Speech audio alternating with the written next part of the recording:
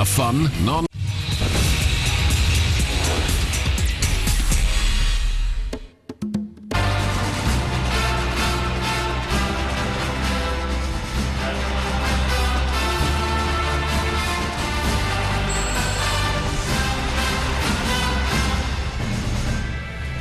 We're at Semple Stadium at Thurles for our live double-header of championship action. Coming up first, the meeting of Tipperary and Kerry in football at 2 o'clock, followed by Tip and Limerick in hurling at 4. It's time to hear from the rival managers ahead of this afternoon's Munster football quarter-final. They are Peter Creedon, the Tipperary manager, and Jack O'Connor, of course, the man in charge in Kerry. They've been talking to Joanne Cantwell. So Peter, how do you approach a game like this against a team like Kerry? Sure, all we've been doing is setting goals based on last year's match and trying to reduce the scores against and maybe get a few more points ourselves. So that's our frame of mind for today. How do you get their minds in the right place, given that they have taken a few beatings from this team over the last few years? And all you can do is keep focusing on your own strengths, and we're quite aware in Tipperary where we're at the moment, and we know where we're trying to get to as well. So that's just a part of the process, really. Just set your goals and keep going and get going again. We're looking forward to it. It's a great pitch to play in. It's a kicking pitch, and we'll be hoping to play good, fast, open football. Now, no Kieran Donaghy in the starting 15. Are you able to confirm that this is because of a breach in discipline, or are those rumours incorrect? Look, Joanne, no, we picked the team on merit. We're happy with the team we picked, and I'm sure Kieran will play a part in it, and that's as much as I want to say about it. Yeah, Peter Creedon and Jack O'Connor talking to Joanne Cantwell. Kerry, of course, the clear favourites to reach a Munster semi-final against Cork. Joe Brolly, you're not convinced about their tactics this year, and also that Kieran Donaghy thing, true or otherwise, it's bubbling away in the background. Well, I think it's just a one-off. I mean, it's obvious that they were a bit piqued that he didn't turn up for a training session and he went to the Champions League final, and that's just a one-off. It wouldn't be happening if they were playing Tyrone. But I think that for a team that's built to play the kicking game, the disappointing thing tactically, and a way a lot of the things down to Jack O'Connor, is that, I mean, after the Tyrone reversals and all of that, you had a team that were built to play a kicking game. They're terrifically skilled, they're two-footed. You know, they had Kieran Donaghy, the best ball-winning full forward that we've seen in this era, in this generation. And I mean, by last year they had reverted to a full-scale blanket defence, hand-passing, solo-running team. Declan O'Sullivan, one of the most dangerous forwards in the country, spends all of his time in the defence now. He was intercepted solo-running out of his defence for the crucial goal last year for the Dubs. There's Kieran Donaghy, who's been at wing half forward all year. That's him deep in his own defence against Mayo, playing a ball across his own square that led to the Mayo penalty. You know, what is Kieran Donaghy doing at wing half forward? Why are Kerry solo-running and hand-passing when they can do this? I mean, we well recall when Kieran Donaghy came onto the scene, he debunked the myth of Francie Bellew in 60 minutes, ended the Armagh era. They were kicking long ball in, they were kicking accurate ball from their defence to the forwards, and this was the way Kerry were playing. Declan O'Sullivan is one of the most lethal forwards in the country. He's spending more and more of his time in the defence. Last year in the Munster final, he went up front for the first 15 minutes and ran riot. I mean, this is the All-Ireland final in 2007. 3 high balls were kicked in, 3 goals. Kerry are no longer doing that, and they've just subscribed to this, what I would describe as, I suppose, a northern orthodoxy that everyone else is subscribing to. And the reason that they're still staying there or thereabouts is because of the superb excellence of their individuals. But management, there's a serious issue there, I think, because why would Kerry need to play in a way that teams that have deficiencies in their skill? That's why teams play with blank defences. Do you agree with Joe's point? Well, the statistics would bear out his point in that Kerry are one of the biggest culprits in terms, if you call it culprits, in terms of hand passing. Like the statistics bear out exactly that point. Yes. But I would think that Kerry may adapt a little bit this year. Now, if Kerry won the All-Ireland last year, as they probably should have had, nobody would complain too much about their style of play because they would have been the dominant team for 5 or 6 years. But what you would see now with the new square ball rule, hopefully, is put Kieran Donaghy in at full forward, and that they won't be afraid to kick the ball in high to him, because he is the one player, maybe Tomás O'Connor for Kildare, who could cause mayhem with this new rule. Yeah, but it's more than just that, Colin. I mean, we were talking about it outside there with Gerald, what do you call him? Gerald O'Keefe, the great Kerry player, and Gerald was saying, we're trying to get them to kick the ball. We're trying to get them to kick the ball out of their defence, to kick it first day. But they're afraid to, because they've got used to this orthodoxy, which is don't give the ball away under any circumstances. You know, and these boys are made to do it. OK, time for us to take another break here on the programme. After that, we'll be giving you the team lineouts ahead of today's game between Tipperary and Kerry.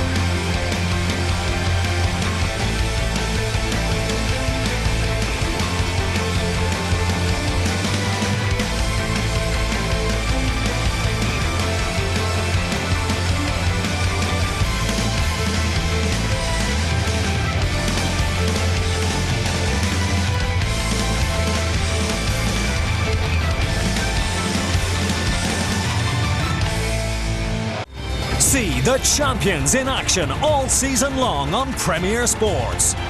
Celtic are the champions of Scotland. It's going to be a massive year for Celtic, and Premier Sports will be with them all the way. Every weekend SPL match, home and away, shown on a Monday. Celtic score! Join us for 3 hours of Celtic TV every week on Premier Sports. Join us for live international football June 4th. The Republic of Ireland finish off their preparations for the European Championships by taking on Hungary in Budapest. The Irish will be looking to impress Giovanni Trapattoni and gain a place in the starting lineup for their tough group games in Poland and the Ukraine. Hungary versus the Republic of Ireland, June 4th, live on Premier Sports. Get ready for a summer of sizzling sport. We've got 6 red-hot NRL games every week as the season heats up. Oh, that is good.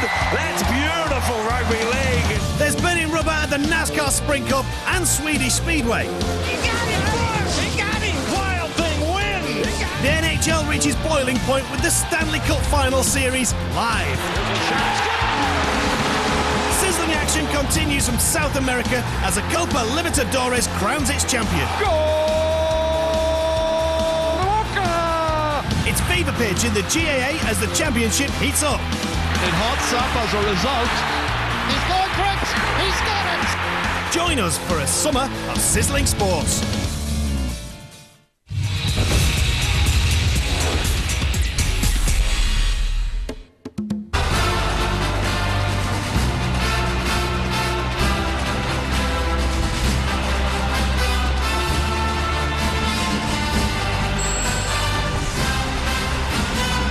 It's the Munster Championship live here on RTE television this afternoon, both football and hurling. It's Tip and Limerick in hurling at 4 o'clock. Before that, Tipperary take on Kerry in their football quarter-final. Throw-in is shortly. Time now to head to the commentary box. This is how the teams are going to line out today, and to take us through it, here's Marty Morrissey and Kevin McStay. Thank you very much, Michael. The Tipperary footballers won their 9th and last Munster Football Championship in 1935. That's a gap of 77 years, and considering their league performances in recent months, they face a near impossible challenge in getting past Kerry today. This is how Tipperary will line out. 35-year-old goalkeeper Paul Fitzgerald is the longest serving of the starting 15. He was on the Tipperary minor team that won the Munster Minor Championship in 1995. Killinall's Paddy Codd is a rock-solid full-back, but his job is helped considerably by having 2 eager, tight-marking cornerbacks, Andrew Morrissey and Kieran MacDonald standing beside him. Centre-back Robbie Costigan will have to dominate the middle, but to be fair, he didn't look out of place playing with Munster in the Interprovincials. Brian Fox is a good footballer, but for Alan Campbell, it's his first ever taste of championship football. The Premier County could do well in the middle of the field. George Hannigan and Hugh Coughlin are a formidable force and could pose a few problems for the Kerry lads. Peter Ickson leads the attack, and he didn't win the Munster Under-21 Player of the Year 2 years ago by fluke. He's a player to watch. On the wings will be 2 J.K. Bracken's men, Lorcan Egan and Shane Scully. Last year's minor All-Ireland winning full forward graduates to the big time today. He's only 19. His name is Michael Quinlivan. Completing a potentially dangerous inside line is Alan Maloney and team captain Philip Austin. Kevin McStay, what do you think of Tipperary? Well, they have a massive challenge, Marty, there's no doubt about that, and their number 4 in particular, Kieran MacDonald, we're going to have a look at him. He is a massive challenge too, likely that he'll be picking up Gooch Cooper. He's a very successful underage career with Tip. He's 23, but he's a lot of experience, 5th year. He's tall, he's fast, he's very tight, a marksman in front, but he really needs to get on his game. He's got to restrict Gooch, and as a team they have to restrict Kerry. Kerry are the reigning Munster champions. They beat Tipperary by 11 points last year in the corresponding fixture, and there's nothing to suggest it won't be any different this afternoon. This is the Kerry team. Goalkeeper Brendan Keeley's reputation has grown over the last 2 years, but opponents may wonder whether the square ball rule may cause the Kilcummin man problems in the future.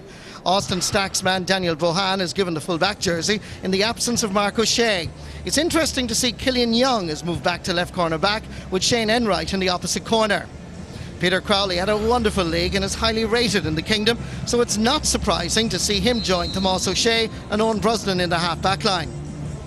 Brian Sheehan scored 2 goals against Tipperary last year and will have to be watched His centre-field partner is Anthony Marr. It's from here that the whispers begin. Paul Galvin and Darren O'Sullivan are normal residents in the half-forward line, but it is a little surprising to see Kieran O'Leary on the wing. It's also rather strange not to see Kieran Donaghy's name somewhere in the attack, but it's a great opportunity for Patrick Curtin from Moyvan to show off his skills. He joins Declan O'Sullivan and team captain Colm Cooper in the full forward line. Well, this Kerry attack is where it's always been about as far as I'm concerned, and Darren O'Sullivan is a particularly excellent footballer of the year, young footballer of the year in 2007. He's established now, he's experienced, and he's a pillar of the Kerry attack. We know all about his explosive power, Marty, and now he's adding, points from distance and short, and the goals. He's getting some terrific goal chances and executing terrific goals in the last few seasons. So really looking forward to him playing. He's one to watch for everybody. Well, on this particular beautiful day in Thurles, Kerry begin the journey towards their 75th Munster title. Lots to talk about. Michael Lester. And if they do that, Marty, Colm Cooper, of course, will be the man that will be leading the march, and we'll be expecting a performance from him today again, just to kind of establish him in that role, if you like. Yes, but I suppose Colm Cooper has bigger ambitions. He had one hand on Sam Maguire as captain of Kerry last year, and it was shaken off in the last few minutes. And unless he puts Sam Maguire over his head this year in September, it's going to be a bad year for him and for Kerry. It's as simple as that. Yeah. By contrast, Joe, Philip Austin, the tip captain, he'll have different, I suppose, ambitions for the day. Well, he's a good soldier and he's very lively. Yes, he is, and if there's an area of vulnerability for Kerry, it's their full back line, because they've got two new men in there, and they've got a converted wing back, and it's never works. A converted wing back going to cornerback rarely works, because it's such a specific job. And he is a person who, go directly at goals and go for goals. But I think they would need quite a few today. Probably. Well, they would need three goals. They've got a few goals against Kerry before, but I think what's the main thing for me of interest today is looking at the Kerry team is who is going to make it for the team against Cork. Because you would think there's at least 5 forward places spoken for. So Kieran O'Leary and Patrick Curtin are probably playing for the other one. And in the backs then Mark O'Shea comes back, who loses out for his return for the game against Cork. So in actual fact, I think the Kerry players are playing among themselves and against each other to get on the team to play against Cork in the Munster semi-final. Of course they are, because obviously, as we said earlier on, they're starting without Donaghy today. Now they're probably not going to finish without Donaghy either. No, and he totally devastated Tipperary last year, and I suppose it was an easy way to make a disciplinary point, when he was under no pressure. But would he have the balls to do it, if they'd been stepping out into an All-Ireland semi-final against Dublin? I don't think so. Yeah. From Kerry's point of view, they'll still want to look reasonably convincing today. Yeah, very much so. And I think that talking to Gerard Keefe before the game, I think he's very happy with the way training has gone in the last few weeks. Being beaten by Mayo in the league semi-final wasn't a great cost to them. Their ambitions are greater than leagues at this stage. So what they had was 5 weeks, and they were able to undergo, I think, about 3 weeks of fairly intense training. I think the Kerry management team feel that the team is ready, not just for now, but for later in the year. Okay, I suppose another factor that's going to come into the equation today is the heat here in Thurles, and fitness will be a very important factor. It's very important here in the studio at the moment, I can tell you. Time to head to the commentary box and rejoin Kevin McStay and first Marty Morrissey. Thank you very much, Michael. It's going to be hot in the commentary box as well. We just checked the temperatures you were handing over to us. It's 21 degrees right now in Semple Stadium, Thurles. So it's a beautiful day. The summer has arrived. The grass and the pitch here, I've never seen it looking so well. And congratulations to everybody on the ground staff here in Thurles. They've really done a fantastic job. So Tipperary going to be playing from left to right. Kerry won the toss, decided to play in the opposite direction. So we're going to have an interesting afternoon here with the hurling as well. Marty Duffy, he told me that this is his very first time refereeing a match in Thurles, and he is really impressed with the place. Kerry, the hottest of favourites to win this particular clash. The winners, of course, play Cork on the 10th of June in Páirc Uí Chaoimh, particularly if 'tis Kerry. So it's going to be an uphill struggle for Tipperary. But of course they did win the All-Ireland minor title last year, but All-Ireland minor title 2011, Senior Championship 2012, that's a pretty long journey. Referee saw some fouling off the ball. Marty Duffy blowing the whistle. There was a pull on the jersey of Declan O'Sullivan. This is not the start that Tipperary wanted, because that was rather obvious. and it should be a simple tap over. The foul there by Paddy Codd, the Tipperary full-back, on Declan O'Sullivan. All you can talk about today in terms of conditions is the heat. 21 degrees, slight little breeze, but in no way having any effect. As Brian Sheehan steps up and puts that over the bar for the first score of the match.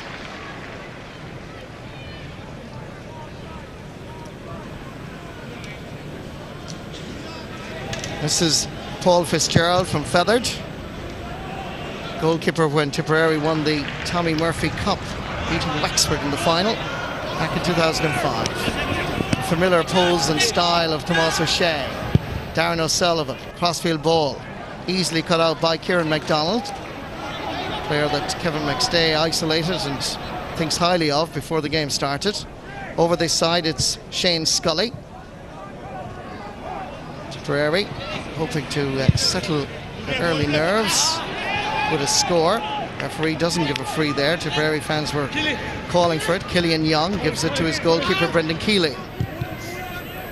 Not a great ball, easily anticipated by Lorcan Egan, giving it to his centre half forward Peter Akeson. This is a good footballer, as we mentioned in our scene set. He was Munster under-21 player of the year 2 years ago. He was very instrumental in that particular victory and provincial winning title championship side. Pulling in the jersey was Anthony Maher. That's it. Anthony Maher caught, pulling the attacker back into him. They call it standing him up, is the phrase they're using these days.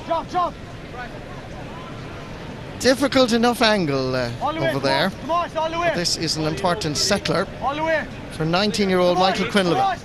He was part of that Tipperary team that won the All-Ireland last September, third Sunday, from Rockwell Rovers.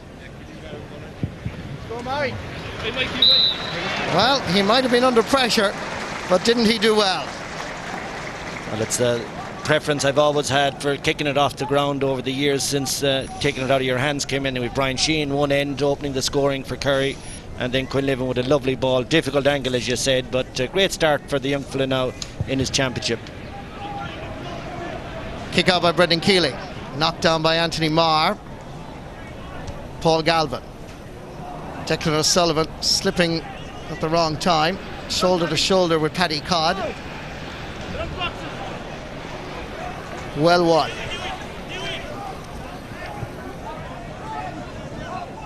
Under pressure was Shane Scully. He got the last touch according to the linesman, Jerome Henry. So it's a Kerry ball. Anthony Maher, Declan O'Sullivan, the Kerry captain, Colin Cooper.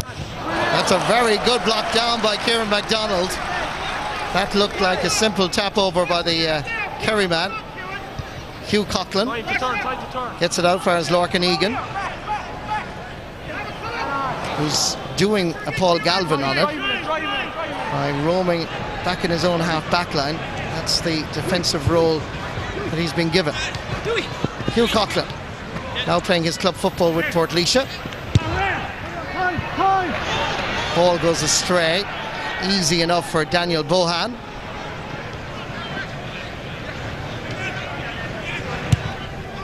Diagonal ball into space for Kieran O'Leary. We're more familiar to seeing him at top of the left wearing 15 rather than 12. Wearing 15 is Patrick Curtin. That's another block down, this time by Andrew Morrissey. Declan O'Sullivan, another block down. That's great defending by Tipperary, and the crowd here are beginning to respond. One of the fine skills of football, but when you see not just one, but when you see 2 and 3 in a row, and they're all done by the Tipperary full back line, you have to give them 10 out of 10. There's a little bit of dissent from the Kerry lads. So Peter Akeson has to go up 13 metres. Michael Quinlivan again taking over the responsibility. Going back to the blocks, fantastic work by the defence, and it gives everybody a great rise. As you say, the crowd get involved, but it's a great inspiration to the rest of your teammates as well, and something all the coaches are looking for. Shows real engagement with the game. You don't have to be playing well, you don't have to be on the ball, but it's real hard work. This is Alan Maloney. Centre field on the Tipperary under-21 team that won the Munster title in 2010, beating Kerry in Tralee. And that's tipped over the bar. Good work by Alan Maloney. And two well-taken frees by Alan Maloney and Michael Quinlivan. Well, there's Kieran MacDonald in the first instance. Another fantastic block by Andrew Morrissey. They're all queuing up for the work there. Can't quite pick out that. Looks like the number 3, Paddy Codd. Yeah, Paddy Codd. Marvellous work.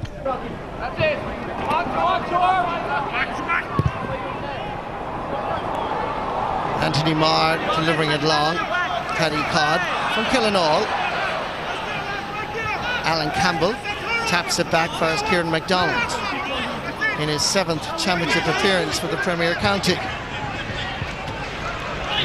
Nice football by Tipperary, and it's Kieran MacDonald, the left corner back. Nice ball inside, there's a chance for Tipperary. And the captain hits the post. Philip Austin comes back for Alan Maloney. Back outside, Peter Akeson again, looking for support. He's confident enough to have a lash himself.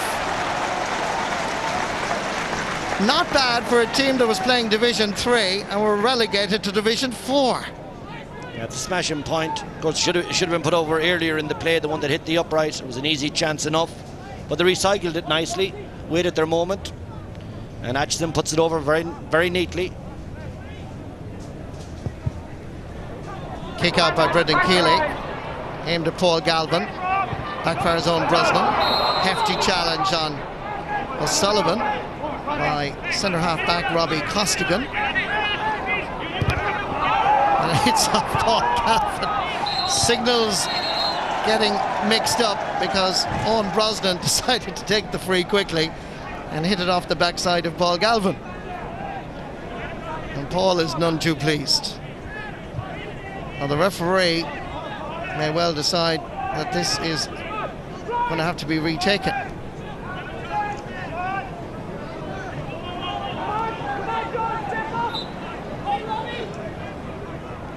Brian Sheehan to Kieran O'Leary. Trying to get past Alan Campbell. Dangerous ball to Colm Cooper. Nice bounce, but the finish isn't going to curl. Well, Tipperary have started rather well, haven't they, Kevin? Well, they certainly have. They've been thrilled with the start. 3 points to 1. You know, eight minutes gone in the game, Marty. This is as much as they could have hoped for, and they're playing well in most positions. They're working hard, but long way to go. Beautifully caught on Brosnan. Into the space for Patrick Curtin, young lad from Moyvan. This is a really good footballer now. First time on the Sunday Game Live starting. Had a very good league campaign. Paul Galvin.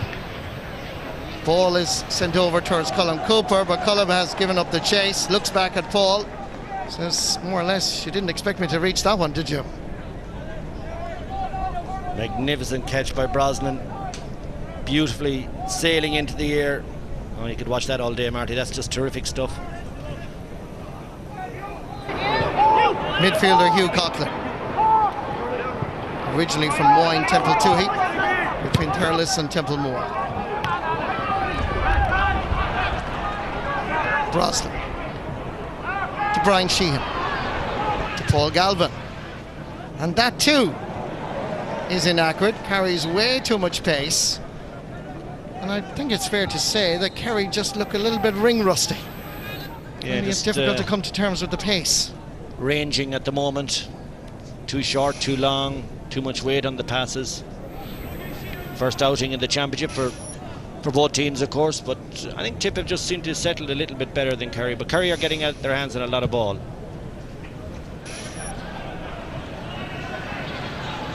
Paul Galvin, Darren O'Sullivan, Declan O'Sullivan, high challenge. Referee not going for his yellow card, just telling players keep it calm. Hugh Coughlin knew immediately that it was a high challenge. This is a player that first appeared for Tipperary against Kerry back in 2006, and of course he was also the man who won an All-Ireland club medal with St Vincent's in Dublin. But this is the man who just makes 45s look easy, Brian Sheehan. Beautiful strikers, we've often said. We'd expect him to get it. Not this time, Kevin. To the left and wide, but it's a great advantage to have a guy that can strike ball from distance.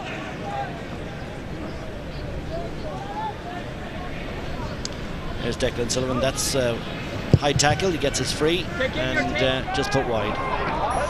Tipped down by Brian Sheehan. Tipperary, however, have the possession. Peter Aitken willing to take on and run at Owen Brosnan. Still Aitken. Back outside for Shane Scully. Over towards full forward Michael Quinlivan. Clonmel Commercials man. Whoops. Alan Campbell did well to recover and retrieve. Gives it back to Quinlivan again. Alan Maloney thought about taking a shot. Tipperary maintained the possession and then give it away after all that hard work. But they just ran out of ideas. But they are recycling it. They are retaining possession. The idea is right. Darren O'Sullivan to Paul Galvin.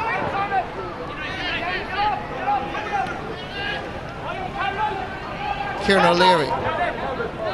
Peter Crowley. Tomas O'Shea goes for distance. Patrick Curtin didn't really know where the ball was. Lost it in the sunshine.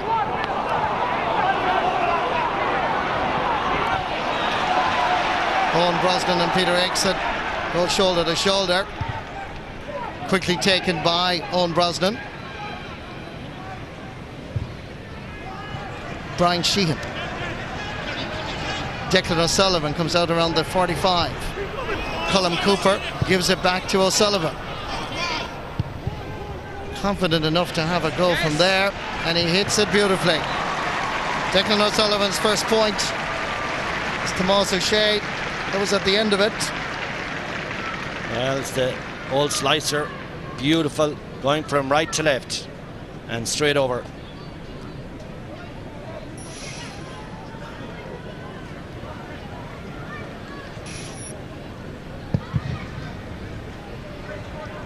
Kick out by Paul Fitzgerald.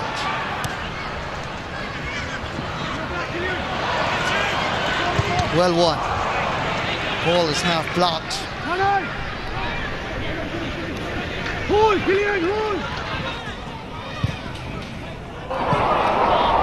Paul Galvin unmarked.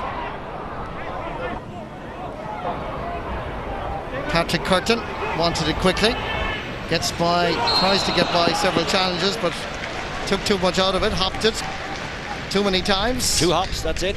Well spotted again, and big turnaround in terms of penetrating. I don't see a whole lot going on in that full forward line. They're playing the ball around nicely, but they're just absolutely not going by their players, which they should be with a talented lineup like that.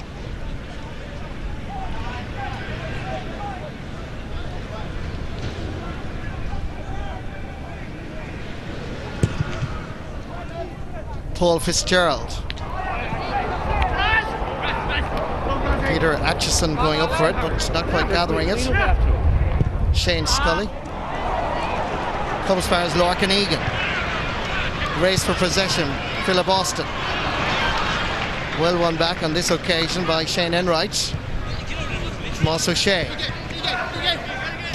Brian Sheehan. To O'Shea again.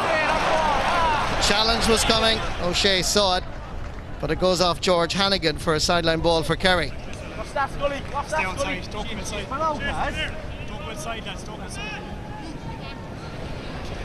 Kick it outside. Colm Cooper. Stay here, Mac. Stay here, Mac. Goes back to Tomas O'Shea. Tipperary just have to maintain their focus. Not allow the Kerry players to run at them so easily. Yes. Colm Cooper, given the chance, puts his name on the score sheet for the very first time. Well, there's no pressure on the kickers at all. They all went back into defence, invited Tomas O'Shea on. He just flicks it into Cooper, and the defender is well off him as well, 2-3 metres back. Well, Colm Cooper will punish you when you do that, and he did. Teams level for the second time. Kick out by Paul Fitzgerald.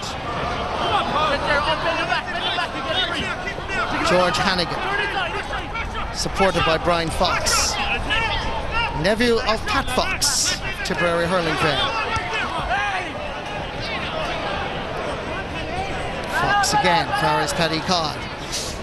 Gets by the initial challenge. 25 years of age. Laying it off far as Andrew Morrissey from Galtee Rovers. Banshaman. Hugh Coughlin giving it far as Peter Atchison. Inside is Philip Austin. Twisting and turning. Needs a little bit of support. Here's a chance for Alan Maloney. But he miscued the shot, I'm afraid. Well wide.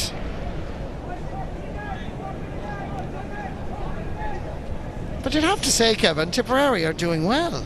Yeah, I actually would have expected Alan Maloney to get that last one. He has a lovely left foot and just puts it wide. But as you say, yeah, level pegging, happy enough. Anthony Marr lays it off, ends up with Darren O'Sullivan. Peter Crowley is available along the wing, goes for Kieran O'Leary instead. Alan Campbell in hot pursuit. Colin Cooper back to O'Leary. Onto the trusty left boot. Well, not so consistent on this occasion.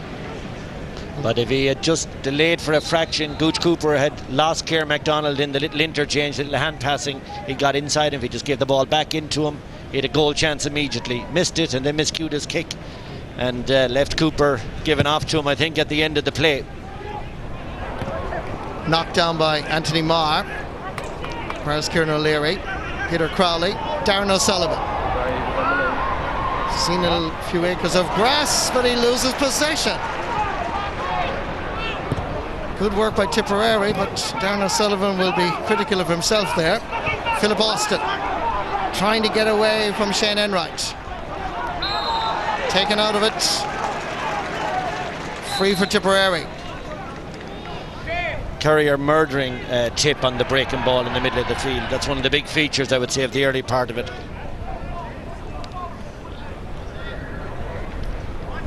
Well, this is the high solo from Darren O'Sullivan. Kieran MacDonald straight into his paws. He'd be very grateful for that one. Man down injured, his own Brosnan. Dr. Croak's man. Played centre forward for so many years now, back in a defensive role over the last couple of seasons. On the sideline, Kieran Donaghy. Disappointed, of course, that he didn't start, but you can see he's encouraging and he's warming up, making sure that if Jack O'Connor decides to thrust him into the action, Kieran Donaghy will be ready and available. Champions League final was good though, I heard. So I believe. We'll have to ask Kieran afterwards. Paul Galvin. Not a good ball from Galvin. Nicely added to by Alan Campbell. Shane Scully. Templemore man getting by the challenge of Peter Crowley. It's 2 against 1. It's not a good ball, to be honest with you. It's relatively easy for Brian Sheehan to gather. Tomas O'Shea. In the centre, Owen Brosnan. Anthony Marr. Lots of running off the ball by the Kerry forwards, including this man, Declan O'Sullivan. Floats one in towards Patrick Curtin. Andrew Morrissey with him. Curtin not afraid in any game that I've seen him play to take on his marker, to run at him. Declan O'Sullivan flicks it forward. There's Kieran O'Leary. Chance here for Brian Sheehan, and he gets his second point. Just quick passing and recycling, coming left to right until you get the free man. Usually he can shoot uncontested, and Brian Sheehan shooting uncontested rarely misses. Marvellous score. Referee wants to have a word with the fullback, Paddy Codd, just giving him a little bit of advice not to continue. He obviously spotted some fouling off the ball. Paddy Codd came on during John Evans's reign as manager. John Evans, of course, resigned as Tipperary manager after the defeat in Sligo during the Allianz National Football League. Easy ball for Daniel Bohan. Brian Sheehan. Good running off the ball by Killian Young. Paul Galvin getting by the challenge of Hugh Coughlin. Has to go for a crossfield ball. Over for Anthony Marr. Still a student in UL. Floating one in very high but too strong. And that's Kerry's 5th wide of the game. You just feel that the Kerry machine is not functioning in any way near full power. And Tipperary are making a few silly errors. Well, they've tried a few fast kickouts, and that time they took a quick kick out with both their own players and Kerry players inside. He's going to have to throw it up now. And this is another key sort of error that the team that's struggling, the underdog, just can't really afford to be making. Anything can come off this now when it should be out around the middle of the field as a breaking ball. George Hannigan and Brian Sheehan going up for it. Tipperary regained the possession, and the free is quickly taken. Brian Fox lays it off far as Hugh Coughlin. Going forward, chasing after him is Anthony Marr. There's a little buzz of excitement when Tipperary go forward. Peter Atchison looking around for support. Doesn't follow the possession. There's a chance here for Tipperary if they're going to take that point. They certainly are. Good work by Philip Austin, coming through a good combination. Etchison did very well here, laid it off. He almost lost control, but Austin did really well. Good option. Yeah, but just to his right, Marty, is the number 13 for Tip. And Alan Maloney should have got the ball, and then the ball is in the back of the net. So, you know, great goal chance, but they took the point. That's Tipperary's first score, by the way, since the 11th minute. A vital one. Teams level now for the 3rd time. Darren O'Sullivan, great engine. There's almost a trip, but it's Darren O'Sullivan going through. There's trouble. He just blazed it over the bar. But what about that for a penetrating, incisive run by Darren O'Sullivan? He literally took off. George Hannigan did his best to trip him. O'Sullivan survived that. Paul Fitzgerald came off his line and he blazed it over the bar. I think, Marty, this fella actually generates more goal chances than any player playing inter-county football. Doesn't always take them, takes a fair percentage of them, but it's just his pace. I was saying it in the scene set, the pen picks, that his explosive power out from a standing start. He gets away from players very quickly. Coming up, of course, next, Tipperary against Limerick, Munster Hurling Championship. It's going to be a real thriller, we feel. Throw-in is at 4 o'clock.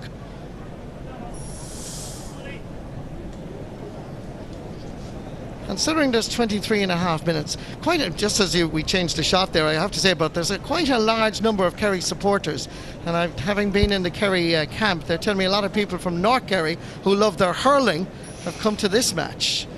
And the player that's down injured for Tipperary is Robbie Costigan from Kerr, longest serving player with Paul Fitzgerald, the goalkeeper. He was on the Munster team that won the Interprovincials when they last won it a couple of years ago. He's 31 years of age. Peter Creedon, the Tipperary manager, is a native of Rosscarbery in the West Cork area, principal of St Elba's School in Tipperary town. Paul Fitzgerald, meanwhile, takes the kick out, goes for distance, straight down the middle. Dispossessed rather easily after making a fine catch. Nice ball inside, there's a chance here of a goal. And Tipperary were exposed. Kieran O'Leary coming through. Started with Peter Crowley. It was a Tipperary ball initially. Yeah. They lost possession way too easily, and that could have been far, far more trouble for the Premier County. Good score, though, by Kieran O'Leary. An awful lot of forwards are doing this now. They get 1-on-1 with the keeper and they take the easy option of fisting it over the bar. And I suppose you can't blame them to a certain degree, but I think, you know, in any one game you get X amount of goal chances, and they're really good goal chances. You know, when you punch the ball, you're hardly 7-8 metres. Should be putting it in the back of the net, in my opinion. Well, it's bad news for Tipperary, because Robbie Costigan is a serious centre-half back, and the player that's coming on is Donna Lahi, as they say in Tipperary, from Arravale Rovers. And this was the injury here that Robbie Costigan picked up. You can see that, yes, he felt it, the pain. You can see it there. So there's a change in the Tipperary defence, and it's down the middle, which usually poses problems. Paul Galvin backfires Darren O'Sullivan. Kieran O'Leary wanted it. Goes instead, fires Peter Crowley from Killorglin. Back to O'Leary. Good vision. Available is Anthony Marr. Point scoring opportunity. Taken by Anthony Marr. That's 3 points for Kerry from the two midfielders. Brian Sheehan is on 2. Anthony Marr is on his first. And again, it's just a result of very quick hands, quick feet, finding the open man all the time, uncontested, and they're not difficult shots. It's all about the quick passing, getting it to the free man. Touchdown again from Brian Sheehan, sufficient for Kieran O'Leary to take up the possession. Anthony Marr floats one in to Declan O'Sullivan. Paul Galvin is coming in. There's 3 Tipperary defenders around him. Still Galvin. Good vision for his Colm Cooper, and he takes his point with style and ease. It was a lovely pass from Paul Galvin, as you said, but when it comes back into the gooch, watch the way he loses his man in just a little shimmy. It's going to come up here now. Just watch the way he loses Kieran MacDonald. Gone. Just a quick shift, great balance over the bar. 13-metre-9 to 65. 4-point advantage now for the Kingdom of Kerry. Kerry's 8-point tally, by the way, just if you want a breakdown, 7 points from play. Not playing, as we've seen, to their full potential by any means. The hard-working Hugh Coughlin is judged by the referee to have overcarried. The free is wasted and taken up by Kieran MacDonald, who goes far distance and a mighty kick. Fine fielding. Daniel Boha feeds it out. Ends up with Peter Crowley. Good work by the Kerry defence. Kieran O'Leary makes himself available. Doing well, actually, at left half forward. Putting one through is Brian Sheehan down the middle. Good defending again by MacDonald. Colm Cooper gets a little touch. Not once, but twice. Alan Campbell has the time to go down and gather. Subsequently fouled by Declan O'Sullivan. The free quickly taken by Donna Lahi.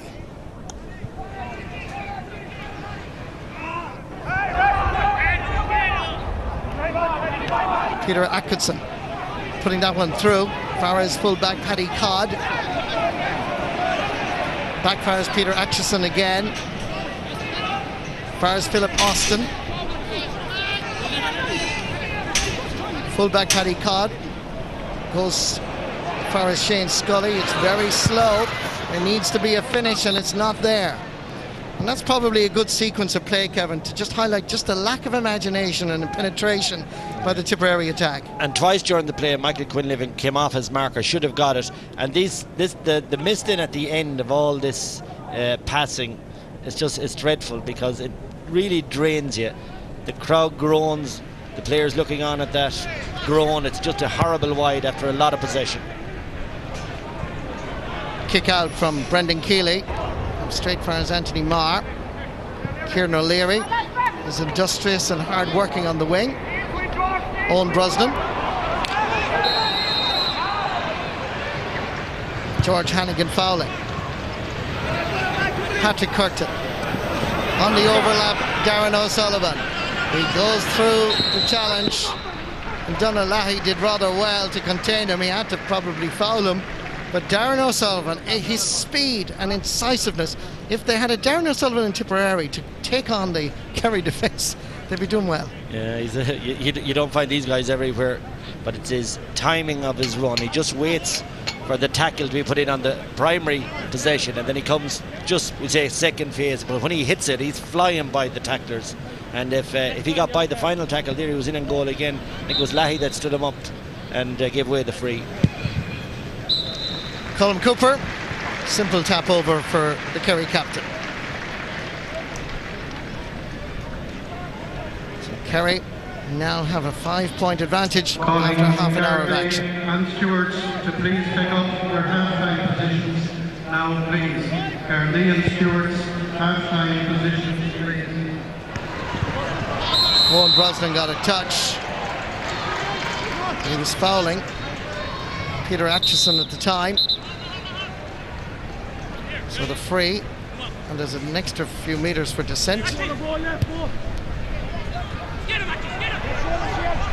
Peter Atchison taking on Brian Sheehan. Trying to slip one through, but not a great ball, I must say.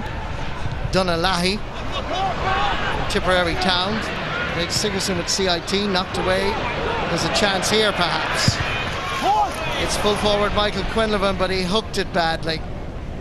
He'll be disappointed because these are the opportunities dead straight in front of the post that really need to be taken when you're a county that's, well, not in terms of Premier football, not at the top of their mountain as such. It's when you're taking on the Kingdom, you have to avail of every opportunity. Brendan Keeley looking around at options available. Peter Crowley was there, but it comes first Paul Galvin. Colm Cooper. The run by Patrick Curtin. Laid off, far as Darren O'Sullivan. Tries to hook this one in, it's still there, thereabouts. Paddy Codd does really well. This is quite a good full back.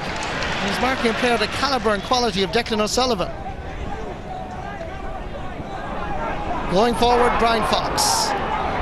From Éire Óg and McCarthy. There's only one man up front for Tipperary. Peter Atchison takes on that challenge, doing a bit of a Darren O'Sullivan. Nice ball inside, first Philip Austin working his way through. Referee not giving the penalty. I don't think it was a penalty, to be honest with you, but everybody here was claiming it, but more in hope than any degree of confidence. The umpire says it's a 45. But it was a really good ball in from Peter Atchison, but Philip Austin went to ground, not fouled by the Kerry defence, and the ball going off centre half back Owen Brosnan for a 45. Yeah, there wasn't even any chance. He just drove into the full back, Bohan, and looking for the penalty. Everyone urging him, the referee, to give it, but he couldn't.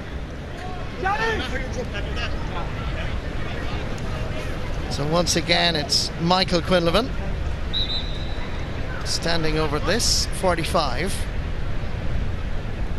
Won a College's All-Ireland B medal with Clonmel High School for the first time. And believe it or not, now that we see him as a full forward, an All-Ireland minor medalist, he played in that school team at cornerback.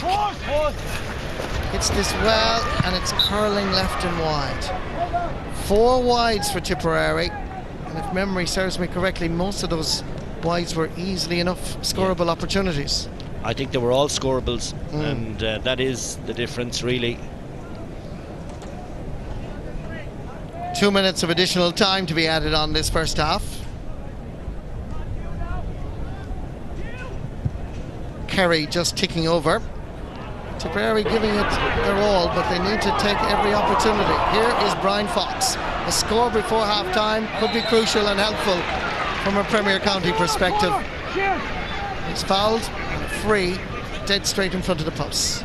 Yeah, Darren O'Sullivan did the fouling. It was his pace that allowed him to recover the ground so quickly, and he closed in. But he did foul him, he cut across him, knocked him to the ground. Now this is a handy one, you'd expect this one to go over. And Michael Quinlivan could do with it for his own confidence as well. That gives you a good idea of the angle from our camera perspective behind the goalposts. He's already scored 1 point. Missed a few. Taps this one over for his second point in the match. And Tipperary's hopes remain alive. Quite a large local support coming in, not just for the footballers, but of course for the hurlers as well.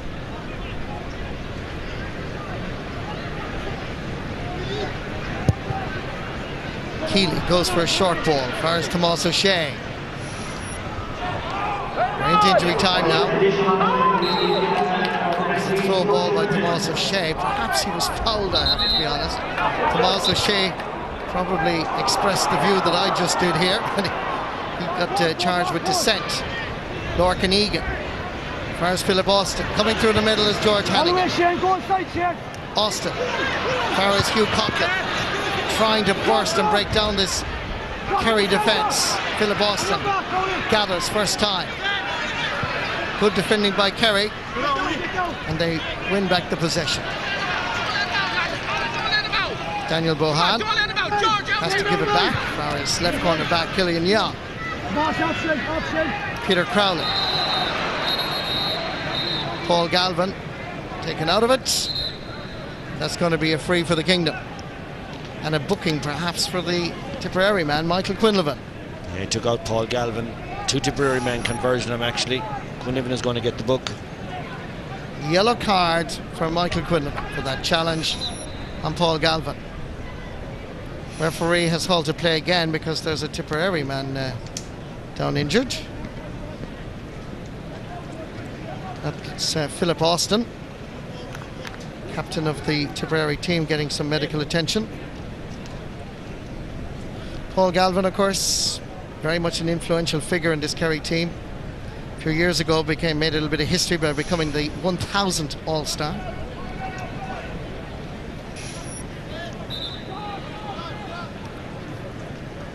Philip Austin is okay, so the free taken by Tomás O'Shea. Austin Stacksman, Daniel Bohan. Here's Paul Galvin. That's good work by Brian Fox. He anticipated what Paul Galvin was going to do, and he got his hands to it and produced a fine block.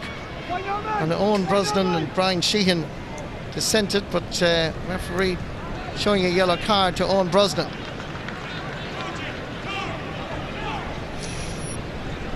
So a free in for Tipperary. We've now played the 2 minutes of additional time. So another score for Tipperary would, well, make it interesting for the second half. Over the last few years, Tipperary have suffered, the last 2 years in fact, losing by 12 points, 11 points on each occasion. So they feel that what they're looking here for is a good performance. It's stay in contention for as long as they can will be an achievement. Alan Maloney hit that superbly. Beautiful. And that's his second point of the game. Beautiful strike. I made the point earlier on that he has a really nice left foot, and he's had one of the wides that, you know, he'd be surprised at. That's a beautiful kick. And there's a big cheer for the Tipperary footballers as they come off the field.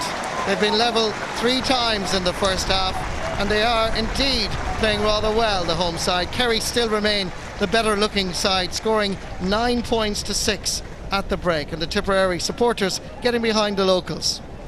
We'll have analysis coming up very shortly because the half-time score is Kerry 9 points, Tipperary 6. We'll have analysis from Colm O'Rourke and Joe Brawley right after this.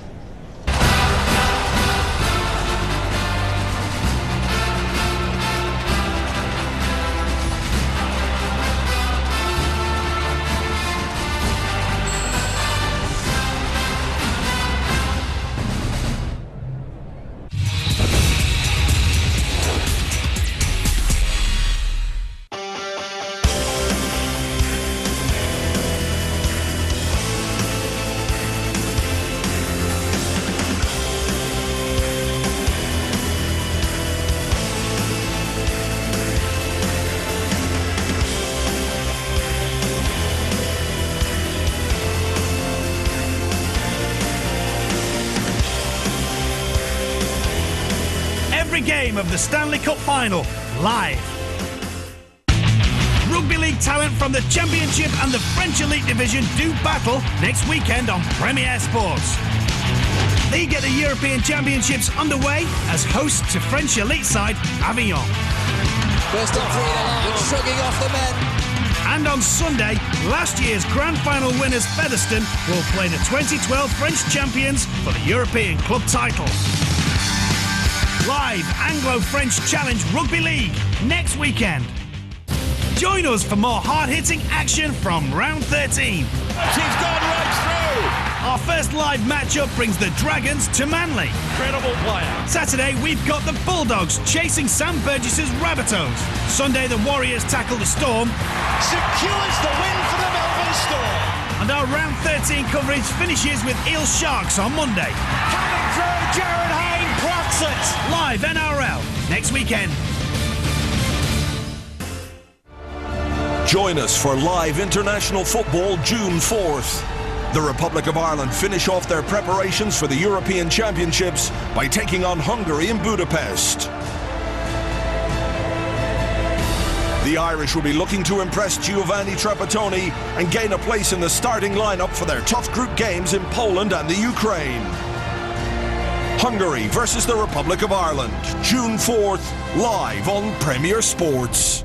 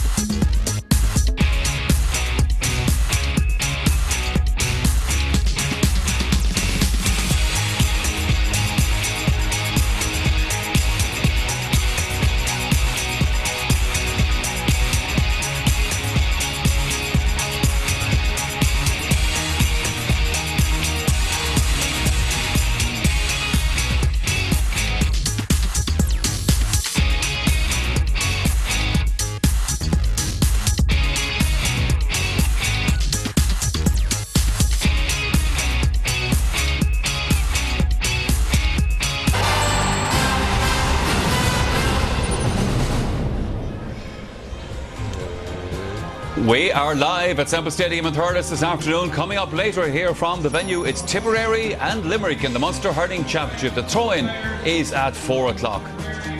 Later on tonight, by the way, you can join Des Cahill for the evening edition of the Sunday game. The programme will include this afternoon's Leinster Championship meeting of Meath and Wicklow. 9:30 RTE2. OK, then competition time here on the Sunday game. Get ready to take down some details and you could be in for a very nice break in the Kingdom of Kerry. We're giving you the chance to win a 5-star break for you and a friend at the luxurious Park Nasilla Resort and Spa in Kerry. You'll enjoy a 2-night stay with dinner on an evening of your choice, spa treatments and a round of golf. We'll also include €1,000 spending money. For your chance to win the lot, answer this. Which of these teams did Dublin play in the 2011 GAA All-Ireland Senior Football Final? Was it Mayo, Donegal or Kerry? To enter, call 1515 71 71 74 or text the word football followed by your answer and name to 57111. Viewers in the north can also text to 57111 or call the number on screen. You must be over 18 to enter. More details on RTE Airtel page 194. Lines will close at midday on Thursday, May 31st, and the lucky winner will be announced on Championship Matters on RTE2 later that evening. Into the forwards. OK, best of luck with that. Kerry back out on the field here at Semple Stadium. As far as we can see, there are no changes in the Kerry team just yet. They lead Tipperary 9 points to 6. I suppose, Colin Rourke, we can expect Kerry to push on from here at their will. Well, I don't know. I expect Kerry to win by 7 or 8 points. I certainly would expect that because it may be easier for them to manufacture goals. But again, when we go back, look at last Sunday, we talked about it earlier. Galway mightn't be able to beat Kerry at the moment, but they played a very attractive brand of kicking the ball into their forwards, and it reaped dividends with goal chances being created because you hadn't time for mass defence. And with Kerry not kicking the ball, the other skill that a lot of their forwards haven't got is catching the ball over their head. Even though Gooch, if it's kicked in, he's well able to hit it, very good in the air. But the two things go together. If you teach players to kick the ball, you must also teach players to catch the ball over their head. If you are doing a hand passing game, they never have to catch it over their head. OK, teams are now back out. Let's go for the second half. Back again to Marty Morrissey and Kevin McStay. Thank you very much, Michael. Yes, both teams back on the field. A quick survey around would suggest that neither team decided to make any changes, which would reflect that both managers feel that there's a bit of potential and that Tipperary can step up a gear, and Jack O'Connor giving his players on the field a chance to redeem themselves and maybe produce a far better second half. Anthony Marr is fouled and there's going to be what now seems to be a throw ball. George Hannigan and Anthony Marr all over each other really. Peter Atchison in there in the thick of it. Hugh Coughlin taking the fray, going for distance. Nicely picked up, chance of a point, and it sails between the posts. Good work by Alan Maloney getting his third point of the game, and a good start to the second half by Tipperary. Yeah, it's well broken down and hooks it over the shoulder. It's a really fine score. There he is again with that left, very accurate.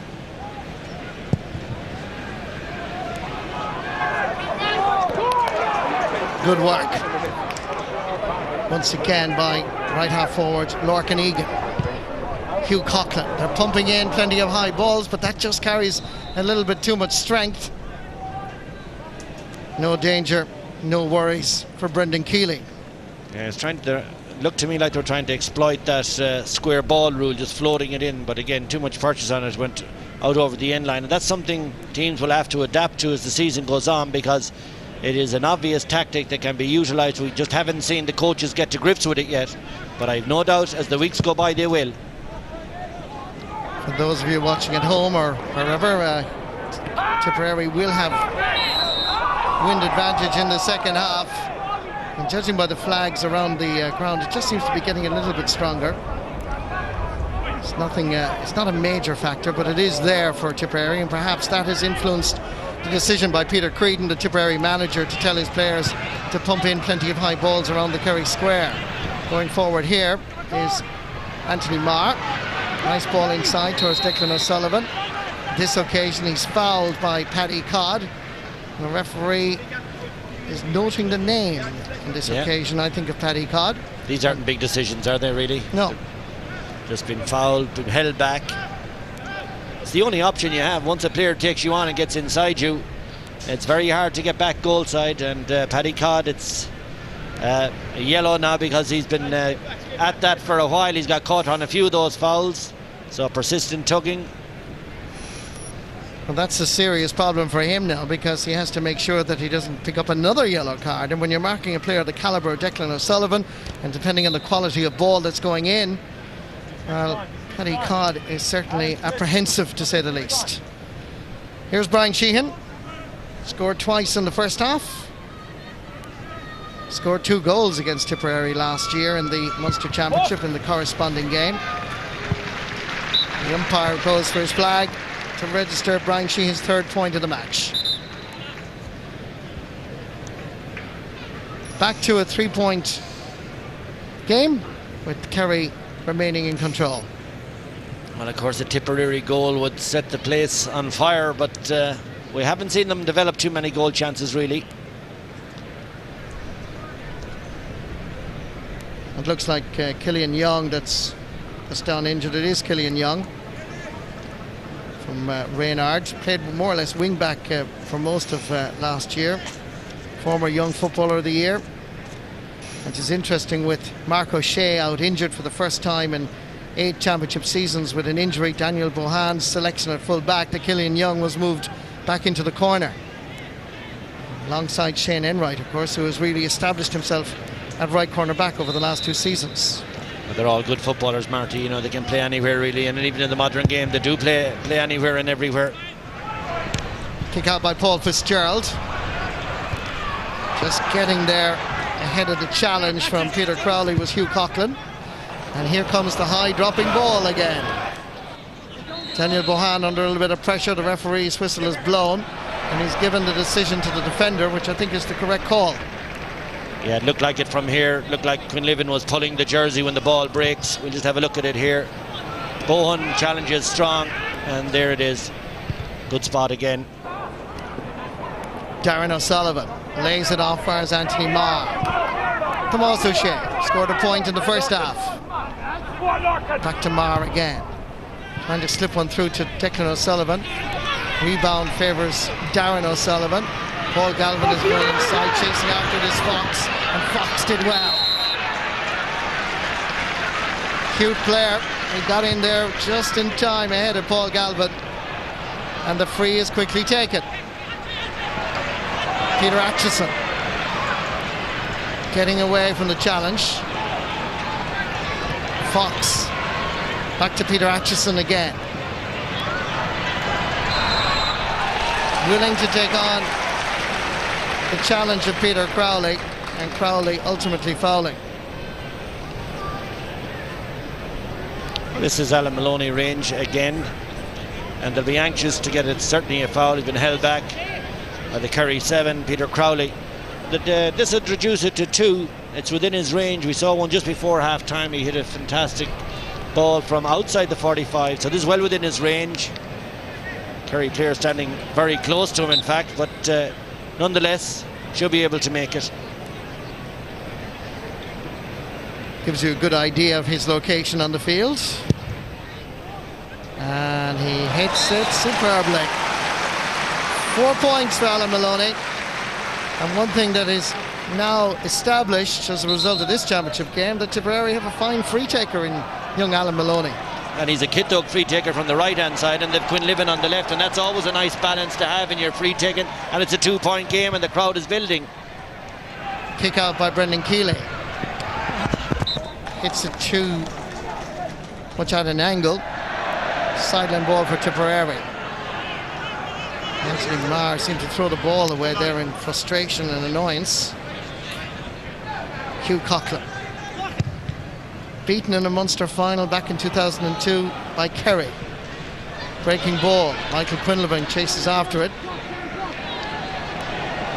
Willing to take on his challengers. Backfires Brian Fox. Quinlivan is available. Back out fires Peter Atchison. Paul Galvin coming in to challenge. Atchison takes the kick, but under pressure sends it wide. He pleads to the referee for a free, but he wasn't being fouled in the eyes of the Sligo official. Yeah, he's adamant that Paul Galvin was putting the tackle on the ball as he's supposed to do, and I believe he was. He's putting great pressure on it, but they bring the ball. Well, there he is. You can see it. He's making contact with the ball all the time, and then he snatches at it. He got a little bit frustrated, but it was all too slow, too lateral, too tight, and Quinlivan really should have taken the ball on himself and had a go. He's an accurate player. Kick out from Brendan Keeley, knocked down by George Hannigan to Shane Scully. Coming through is Hugh Coughlin. This is much better out of Tipperary. Hugh Coughlin, the space is opened up, hits a shot! Oh, a blistering drive! That scratches off the crossbar almost, with sheer speed and venom in the shot. And Tipperary, for the very first time, opened up this Kerry defence. This is what we mean by incision. And keeper did really well. He really did. He was tipped over by the goalkeeper over the bar. Great save by Super Brendan save, Keeley. yeah, it's a goal chance and he's going for it, but Keeley makes a great save. Surely, Marty, we're going to see Donaghy, because Kerry are struggling a small little bit. Tomas O'Shea gets it back, fires Killian Young. Owen Brosnan looks for the ball and it's duly delivered. Kieran Donaghy is warming up. He's taken off the tracksuit top. He's about to be introduced. Donaghy, as they say in Tipperary. There is Philip Austin. And Tipperary are looking good at the moment. Ball doesn't favour Michael Quinlivan, and Tomas O'Shea is there for Kerry. Available, if he needs him, is Brian Sheehan. Coming in to challenge Lorcan Egan. Ball inside fires Darren O'Sullivan. Colm Cooper, he's had a quiet afternoon. Still Cooper, trying to get away from the shackles of two Tipperary defenders. Declan O'Sullivan, with Paddy Codd standing goal side of him. Kerry forced back outside the Tipperary 45. Good ball inside towards Patrick Curtin, taking on Andrew Morrissey. He's fouled, and there's a push. The referee's whistle is blown, and there's a free in for Kerry. So there will be a change for Kerry, as Kieran Donaghy, as you can see, a name is about to be given to the fourth official. So there will be a substitution about to happen. Brian Sheehan going to take the free. He's already notched over Marty, 3 points. This is where Tip have to hold their discipline. They cannot be given Brian Sheehan tap-overs like this, because he'll get these all day, and that'll keep the gap where they want it to be. Now we're going to have a look at this save again. Tremendous drive down through the middle by Colin, and a great drive, just a little bit straight at the keeper, but sitting on this massive power, and he tips it over, and here comes Donaghy. Substitution has been announced. Kieran Donaghy is in, Paul Galvin is off. And Galvin's head is down, disappointed, despondent. And Tipperary are growing with confidence. There's a clear push in the back by Killian Young on Philip Austin, and Austin did well to recover.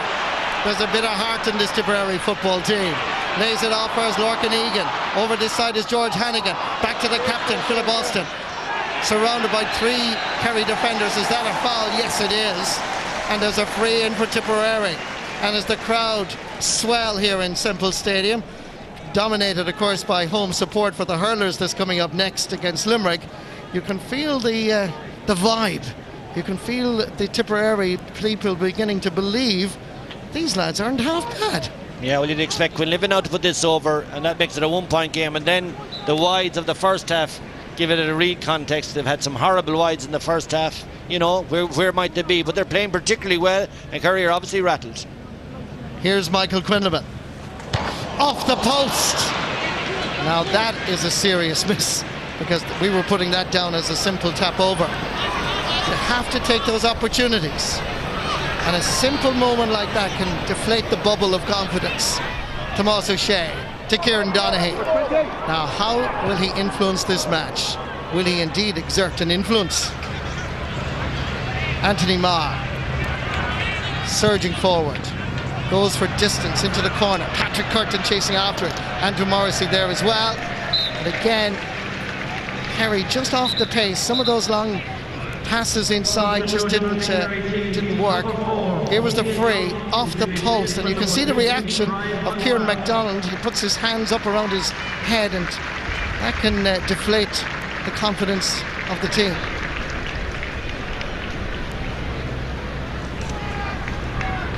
There's a Kerry substitute. Killian Young is the player that's going off.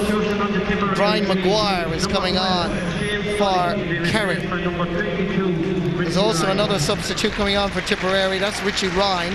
And Shane Scully is going off as they make changes, both managers.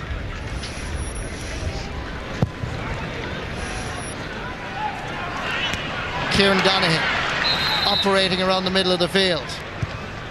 Catches with great confidence. Declan O'Sullivan getting by the challenge of Paddy Codd, and Paddy has to be careful. Remember that Tipperary full-back is on a yellow card. Brian Sheehan back just an extra few meters. And you just feel the momentum has swung back towards Kerry, and it has a lot to do, I think, with that free. Michael Quinlivan's free coming back off the post. As Kevin was saying, he would have reduced Kerry's lead to just 1 point. This, if it goes over, will stretch Kerry's lead to 3. It's a significant turning point. This is curling, however, to the left. Kept in by Kieran Donaghy. And the jersey pull. The referee feels that there was a little bit of fouling. So there's a free in for Kerry. Well, there was a jersey pull. We might see it again, but for sure we're going to reflect on the importance of having a big tall man in there marking the goalpost for the ball that's heading wide. He keeps it in play. He's about to recycle. He draws the foul. Yellow card for George Hannigan. That means 3 Tipperary footballers are now on yellow. Brian Sheehan scores his 5th point of the game. So now 3 points between the teams. This was the yellow card incident. As you can see, George Hannigan was all over Kieran Donaghy. As Kerry introduced another substitute. This is James O'Donoghue. It's also number 21 is Barry John Keane. So Barry John Keane is on a corner forward, and he's going to be marked by Andrew Morrissey. And also, as we saw a moment ago, James O'Donoghue is on. These are some of the young players that emerged during the National Football League. O'Donoghue, Curtin, Maguire, Darren O'Sullivan getting away from Brian Fox. Still O'Sullivan looking for the support outside, it's not there. Lahey has to go goal side, and these are the fouls when Kerry run at the Tipperary backs, and Tipperary now protest.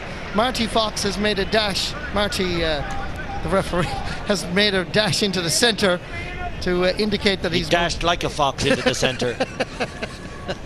I'm getting slightly tongue-tied, but you know what I mean. It's making a simple one out of it, and it's a descent penalty. And I don't know, guys like this at this level making difficult frees into simple ones. Yeah, Marty Duffy, the referee, that's what I was trying to say. Obviously heard the words of dissent, moved it into the centre, and Colin Cooper gets his 4th point of the match. I don't want to dwell too much, to be honest with you, on Michael Quinlivan's free, but it is a turning point because, as you mentioned, if Michael put that over the bar, it was now only 1 point between the sides. Kerry took advantage, and they're now 4 points to the good. Lorcan Egan. Difficult ball for Philip Austin against any corner back. Going back is Tomas O'Shea. George Hannigan just arriving a little bit late. In the centre is Peter Crowley. Kieran Donaghy laying it off quickly. There's Brian Maguire being chased on this occasion by Richie Ryan. All the way back first, Kieran Donaghy. Good interception. And Tipperary now need to counter-attack with confidence and not be too slow or methodical. Brian Fox, Andrew Morrissey, Kieran MacDonald, 3 defenders for Tipperary who've really played well. And Fox has spent an awful lot of time on the ball. Secondary school teacher in Tipperary town. Free for Tipperary, just inside the Kerry half of the field. That's a yellow card, and it's aimed at the direction of Anthony Marr.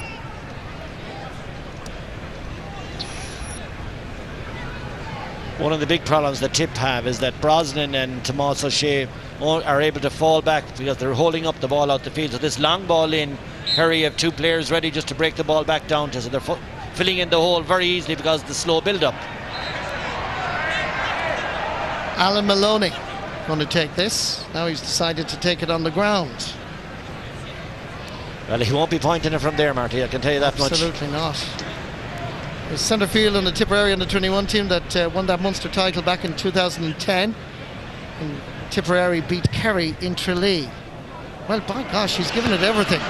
He got close. He got very close.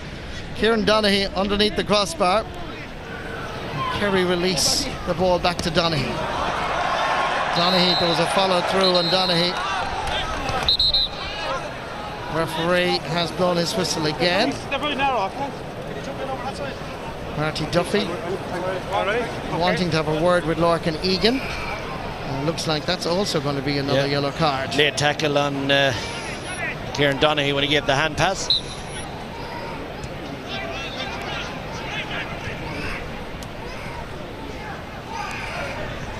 Kieran Donaghy.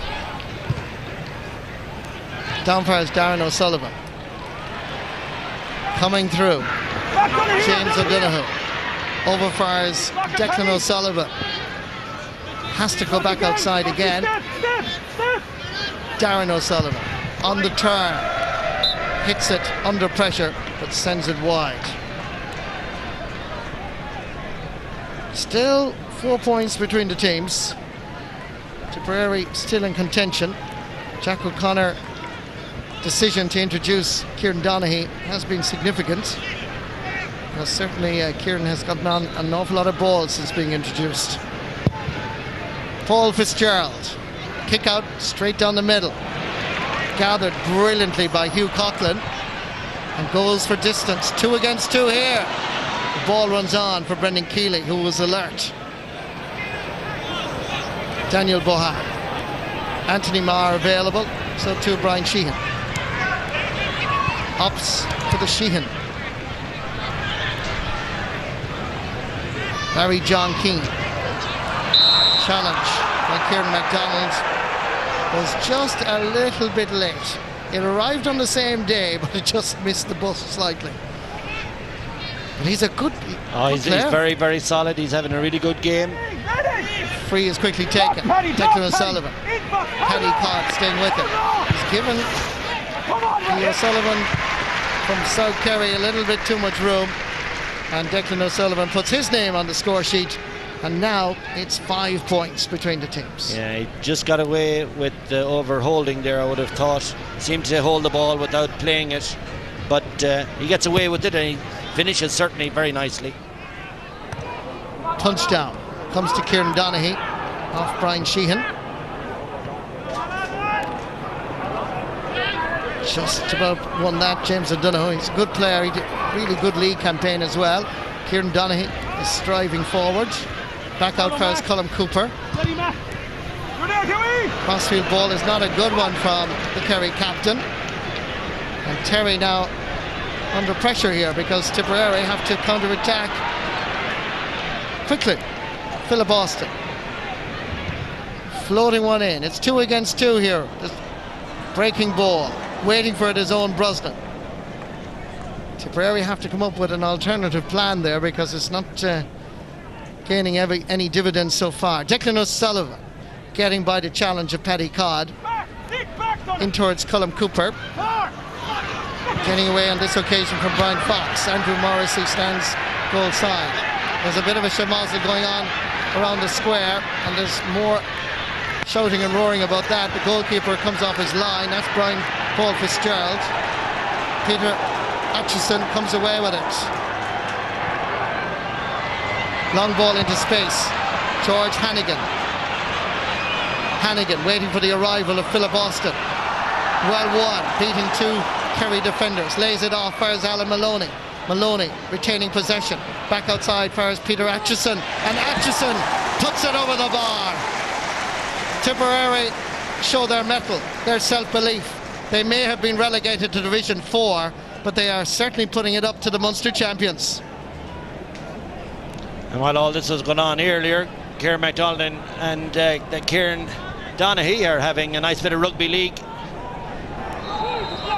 Referee is heading back now while we're looking at the replay. Nothing too dramatic, I'd have to say, just pulling and holding. They might end up with a yellow apiece. That'll be the height of it, I'd imagine. Still unsavoury to see, Kevin.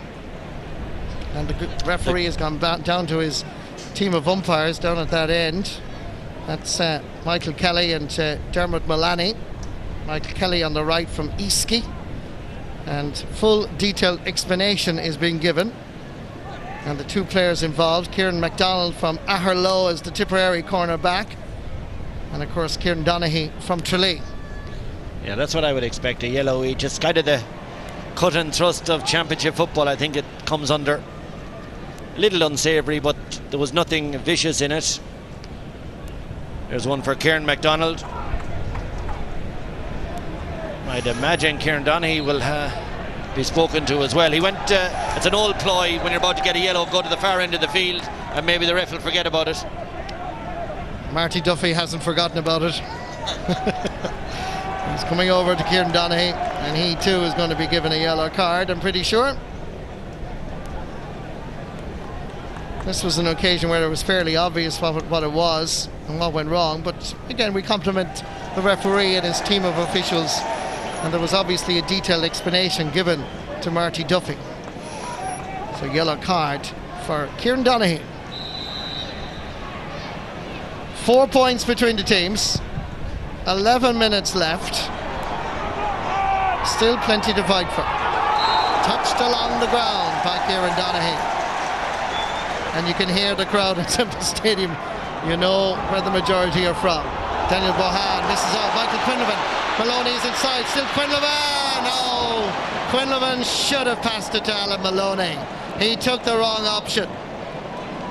19-year-old championship debutant. A little bit of experience would have made the decision here to give it to Maloney. You see, Maloney was pleading for it, and he blazed it wide. Yeah, it's absolute just inexperience, youthful enthusiasm. He thought he was going to get through. That was about the last and worst option he should have taken. Donald Lynch is on for Tipperary. Going off is Lorcan Egan. Going forward here is Brian Maguire from Listowel Emmets in North Kerry. Colm Cooper. Still Cooper. Nice ball inside. Going forward is James O'Donoghue, and he plants it between the posts. These are good nippy forwards that are emerging from the underage ranks, and they have the bit of that Kerry swagger and self-belief. That was a chance made out of nothing really. Gooch was dancing in the corner with it, and then Donoghue comes off and catches him with a lovely pass. There's the finish. You compare that with Michael Quinlivan at one end and James O'Donoghue at the other end, and that's the difference between some of the top teams and the teams that are struggling. Now here's Michael Quinlivan again, looking around. This time he passes to Alan Maloney. Maloney steadies the ship if this goes over the bar, but the umpires look at each other. They say right and wide. 8 wides for Tipperary in this match. And Kerry are going to introduce this man. We're all familiar with Aidan O'Mahony, and he's going to go in centre back. Player that's going off is Owen Brosnan. So a change in the Kerry defence. Yeah, Owen Brosnan was on a yellow. I'd say that's probably the reason they're switching him out, Marty. He was playing particularly well, I thought, but just holding the yellow in the middle of the defence, easy enough to pick up a second one. And that completes the substitute panel in terms of being able to employ them. 5 substitutes now used by Kerry. Declan O'Sullivan just got a touch. Kieran Donaghy to Colm Cooper, back to Donaghy, back to Cooper again. Forwards finding it difficult. Colm Cooper well surrounded, and Tipperary have the possession almost, and Colm Cooper is still looking around at the referee. Picked up here by Philip Austin. Good ball into space. Good quality ball actually. Far as Alan Maloney. Back again. Far as Peter Atchison. Thumping one in high, but it's not a good ball, I have to say. Could still work out, and that happens when you have a high ball dropping in. Good defender will just knock it down, and away goes Kerry. It always favours the defender, those dropping, hanging balls. Brian Sheehan trying to get past Brian Fox. And there's a bit of tension between these two. Referee has blown his whistle, and he's given a free to Brian Sheehan. Despite the tenacity, Darren O'Sullivan gives a little bit of stretching there to Brian Fox, who obviously picked up a bit of a cramp in a sporting way, and a chance for Brian Sheehan, who was fouled, to add to his collection of points. He scored 5 times so far here today.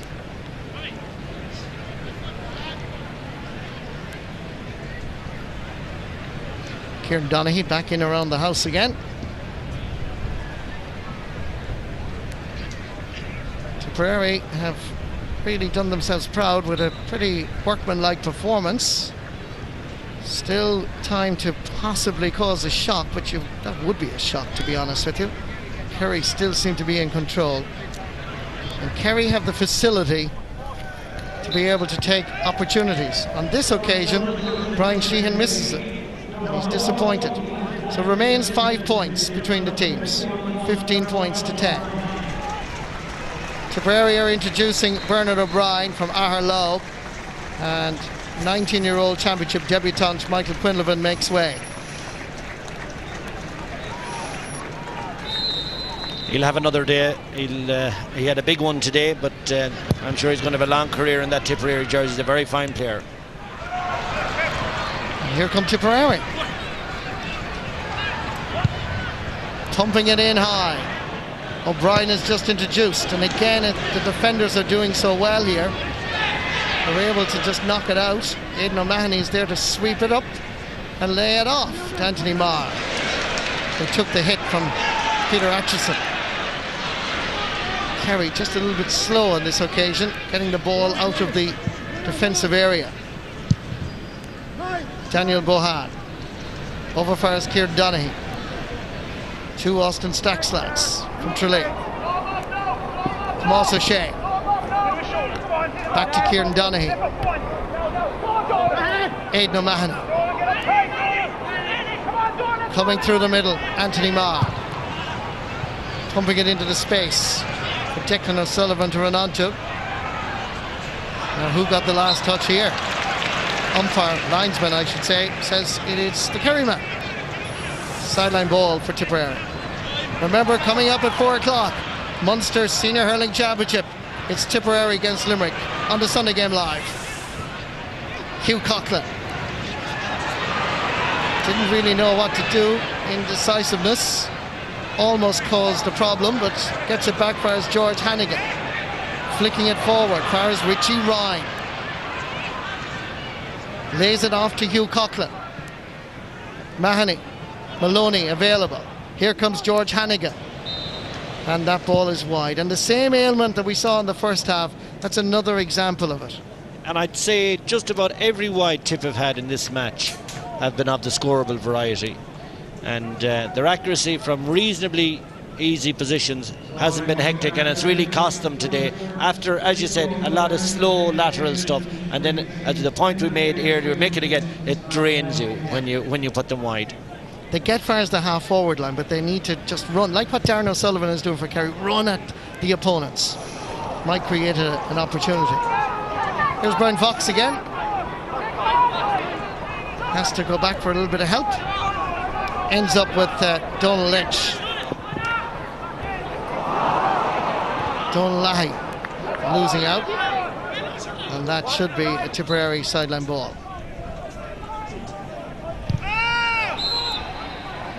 But Brian Fox had crossed the sideline, which is not allowed. And the linesman spotted it, but so too did the referee, Marty Duffy. It's a mile over us, and simple error that goes from a Tipperary ball now into a throw ball.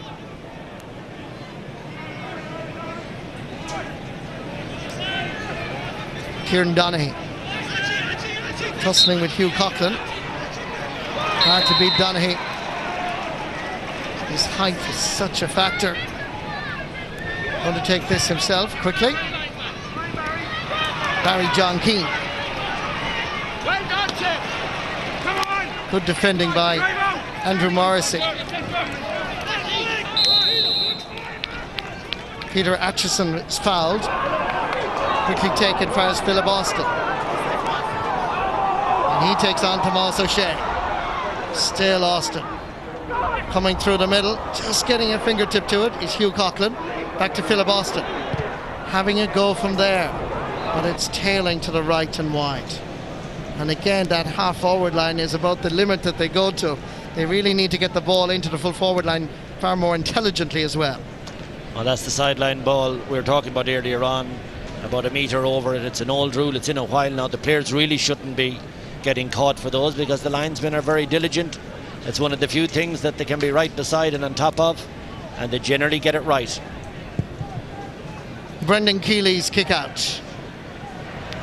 Getting in touch is Alan Campbell. Subsequently fouled.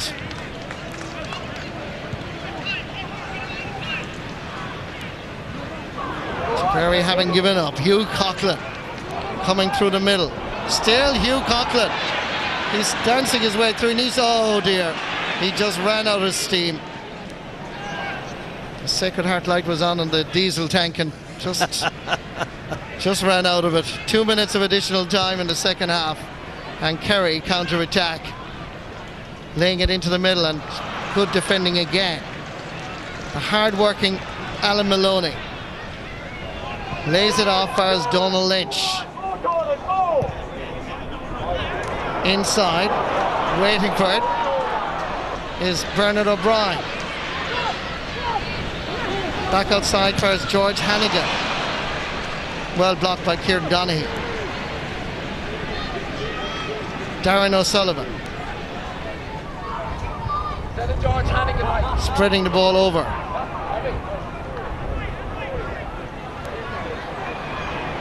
Knocked away by Declan O'Sullivan. Colm Cooper is having a right battle with Kieran MacDonald. I have to say, I know Tipperary are not often live in a Sunday game, but when you see players like Kieran MacDonald and Peter Atchison and Andrew Morrissey, they have good players in Tipperary. Of course they have players that we get on plenty of county teams, as we say, as the cliche says, but they haven't enough of them. That's the problem. They're bringing them on slowly but surely from the under 21 and minor teams, that even younger than that will come through in time, but they're not bringing them on to the solid foundation that the Kerry guys are coming on to. We see 4 or 5 introduced today from the Kingdom. They're coming on to a very solid platform. That's the key difference. Brian Sheehan takes the free and the punt. 6 points for the Kerry midfielder. 2 minutes of additional time. We're about 44 seconds in. We now have Aldo Matassa, who's on instead of midfielder George Hannigan.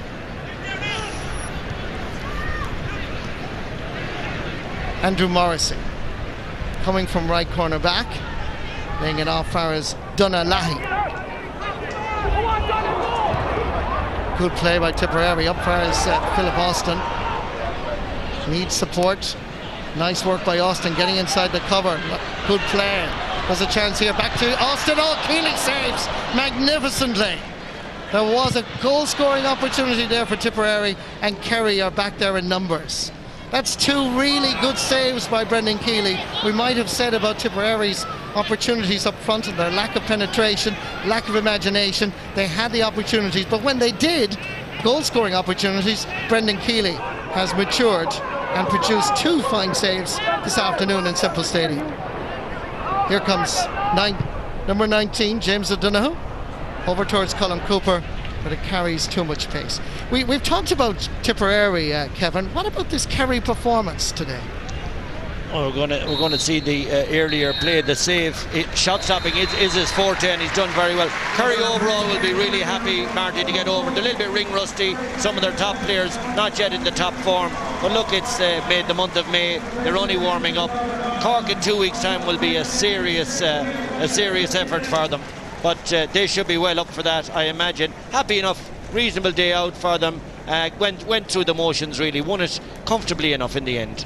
Absolutely. So Kerry go through to the semi-final against Cork on a full-time scoreline of Kerry 16 points, Tipperary 10. Michael. Marty Morrissey and Kevin McStay in the commentary box. Colin Burke and Joe Brolly with me here in studio. And Joe, let me just put that question that Marty was just putting to Kevin there.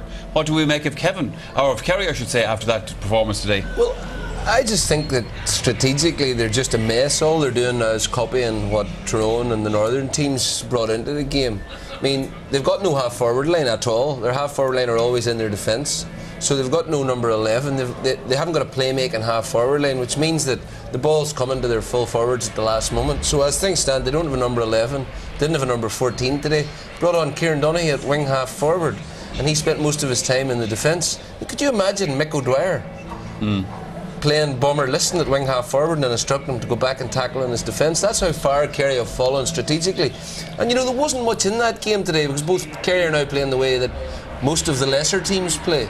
You know, instead of working on what they could be very, very good at, indeed, I just think that, and I've thought this for some time, you know, since the Tyrone thing and last year and all of that Jack O'Connor really doesn't have a very clear idea about how to manage these players and how to manage this group. I think they're a mess. But Jack O'Connor led Kerry to an All-Ireland title a couple of years ago. Did they not lead him to an All-Ireland title? Well, I mean, that's always, hold on. Who won the All-Ireland for me? Sean Boylan or Colin O'Rourke. Look at the brilliance of the footballers that he's had at his disposal. I'll put it to you this way. In the modern era, they have been the most brilliant group of footballers that have been available. Every big test they've had, strategic or otherwise, Tyrone 3 times, Dublin last year, every time it's been put up to them, they have lost. Well, that's not fair either. The only All-Ireland finals that they've won were against Mayo twice and against Cork once, where they had Colin before the match was agreeing with some of the point that you were making on this topic, yeah. But it wouldn't be fair to say that they've lost. Like, they came up against an absolutely brilliant Tyrone team with some of the best individuals. Very well organised tactically. Yeah, but they also, you know, where would you get better individuals than Peter Canavan and Stephen O'Neill? Every time they've been tested, they've lost the final. But they came up against a collection of individuals at that time who are just as talented as themselves and maybe better organised. At the moment, Maybe. Kerry have problems. Their main problems, I think, are at the back, because without Mark O'Shea at the back, they were opened up several times there today, and the other side of it was their return from play was very poor. If you took out Brian Sheehan's scores from frees and a couple from Gooch from frees, you had a very, very poor return from play.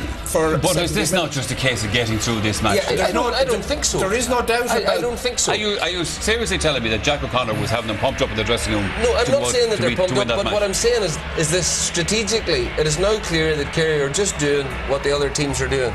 They don't have a half forward line, so they're ferrying the ball forward very slowly indeed, and it's very difficult. It's good, it gives teams an opportunity to beat them where they've got far superior individuals to those teams. I mean, what is wrong with playing Kieran Donaghy on the edge of the square?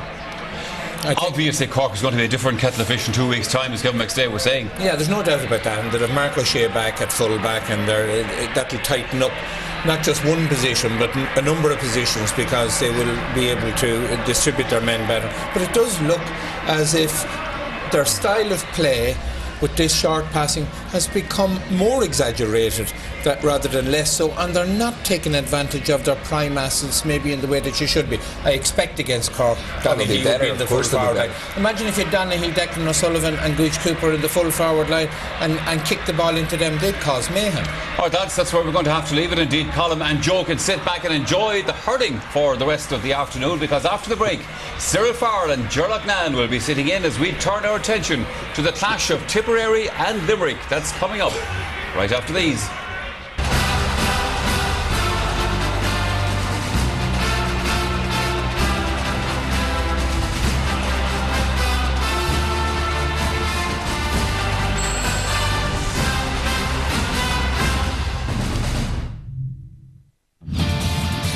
Get ready for a summer of sizzling sport. We've got 6 red-hot NRL games every week as the season heats up. Oh, that is good. That's beautiful rugby league. There's burning rubber at the NASCAR Sprint Cup and Swedish Speedway. He got him! He got him! Wild thing wins. The NHL reaches boiling point with the Stanley Cup Final Series live. Sizzling action continues from South America as the Copa Libertadores crowns its champion. It's fever pitch in the GAA as the championship heats up. It hots up as a result. He's going for it! He's got it! Join us for a summer of sizzling sports.